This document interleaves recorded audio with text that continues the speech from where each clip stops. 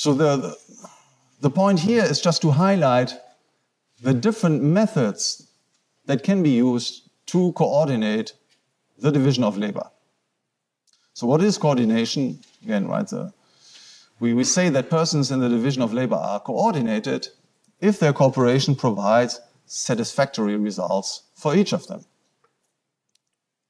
And that is important for each of them. Now, of course, you can be more or less satisfied, right? That's a gradual thing. But there is no coordination if there are no benefits for each of the persons engaged in the division of labor.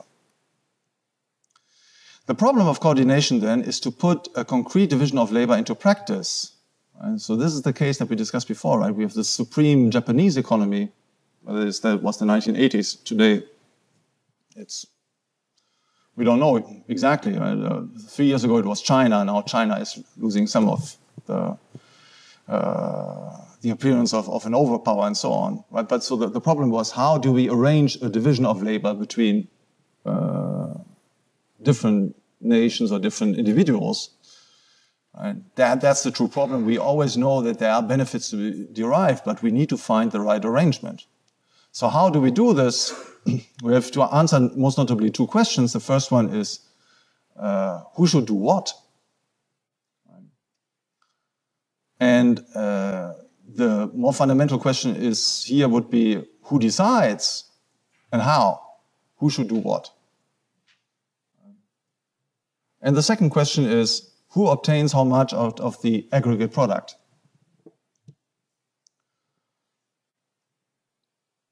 Again, in a market economy, both questions find a simultaneous answer in the market process. In the market process, the decision who should do what remains with each individual. Right? We decide to pursue this or that activity, of course, often under the impact of, well, we get an offer from a company, so we become employees. We insert ourselves in the division of labor as employees. Right? So here then the revenue provides the incentive for us to join this company A rather than a company B, or rather, right, from a dynamic point of view, I don't look just at the highest payment right now, but I also project myself, right? How will my revenue evolve in the course of time? And is it a pleasant activity? Is it something that pleases me emotionally and so on, right? So you might sometimes choose activities that earn us a lower revenue, but that are more satisfactory for us on other grounds, right? So all of this is taken into account, provides the incentives that steer us into this or that activity. So in a market economy, every single individual decides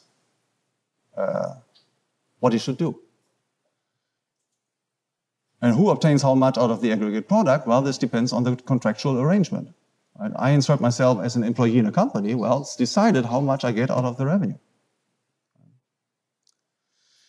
But that's not the only solution to the coordination problem. So if we now make abstraction from all violent solutions, right? So the Nazi version or the Bolshevik version and so on, just look at theoretically possible peaceful solutions, then collectivism is indeed one possible solution, right? There's something like voluntary collectivism,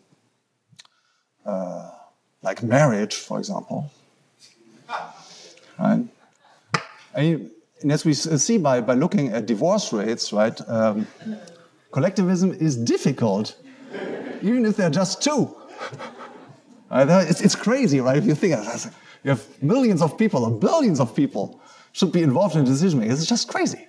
Especially, it's the same persons typically, right, who are in favor of collectivism of some sort, who have the highest divorce rates.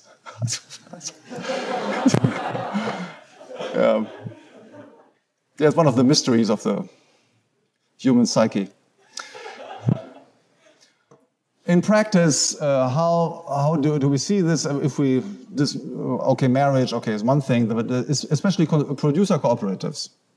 All right, so here we have coordination through central planning and a centrally agreed upon distribution of revenues, and there is a voluntary submission to the central plan on the side of each member of the cooperative.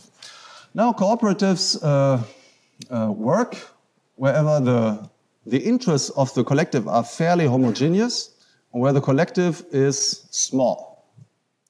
Right? And that's crucial. As soon as it becomes big, then the negotiation costs exponentially increase and it becomes unmanageable. Right? So often this can work fairly well, although how well it just works is difficult to tell because in most countries, producer cooperatives are legally privileged by the tax code and various other things. Right? 2 more minutes, yeah. The second type of useful solution to the coordination problem is representative central decision making. And here the paradigmatic case would be the one of a guru. So this is the Reverend Moon. Here he sees the leader of the sect of the Moonies. And I came across them many years ago when I attended one of their congresses. I was invited. Don't ask me how I came to it. I'm not a Mooney, but so they have this scientific congress every year in which they invite people, especially that they do not really belong to the Mooney sect because they want to gain in credibility and so on, statue. So I was invited to the zoo. I came to see, not to handshake the Reverend Moon. And I will spare you funny details about the theology and so on. But what I found fascinating is so one of the things that they do is to marry each other, because one of the central elements of the Mooney theology is that marriage has been underappreciated in Christianity. So the important point really is to get people to marry one another, and really to marry completely across the board. I mean, you see that the Reverend Moon, he's Korean, he has also a Korean wife, but all others have to marry somebody from a completely different place of the world, right? So if the German marries the Eskimo and the French guy marries the Australian, and so it goes all over the whole thing, right? And so they gather once a year in a stadium or so in South Korea, and then you have the mass wedding. And typically, most couples get to meet their future spouse at that very moment, right? But again, there's nothing wrong with this. Why not? It's kind of a marriage lottery or something. And right, so they do this voluntarily. There's no coercion involved and so on. They do this. Right? And the Reverend Moon, I mean, he's doing this. How many members does he have in his sect? A few 100,000, I guess. So that's how far we get in the case of some of the most successful guys. Right? But even he is not running all economic decision-making from his central place. And it's completely out of the question that this method could be applied from the point of view of the world economy involving a couple of billion peoples. So the only solution that can be applied for very large-scale division of labor is the market economy.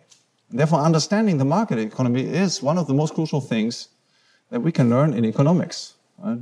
You can spend a lot of time on understanding central planning techniques and so on. It's basically a waste of time if you haven't understood how the market economy works without a central plan. So in the market economy, we have private property of all factors of production and decentralized planning based on economic calculation and different entrepreneurial visions of the future. And we have a spontaneous coordination, that is mutual adjustment of individual plans, through competitive contracting. And that is called the market process. Right? And the revenues, as we've seen, result from contracts and not from centrally arranged distribution of the boot or something like this.